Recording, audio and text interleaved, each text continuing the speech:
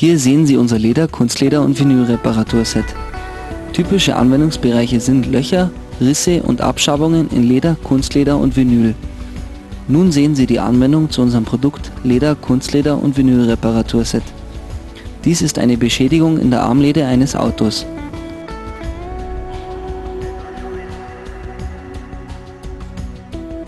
Reinigen Sie nun die Stelle mit herkömmlichem Alkohol oder Brennspiritus.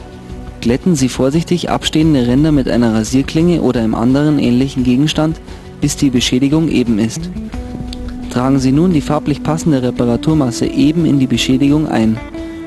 Erwärmen Sie nur den Hitzetransferstift ca. 3 bis 4 Minuten an einem heißen Bügeleisen und lassen ihn über der Beschädigung auf dem passenden Strukturpapier ca. 45 Sekunden lang kreisen. Warten Sie, bis die Reparaturmasse wieder abgekühlt ist und entfernen dann vorsichtig das Strukturpapier.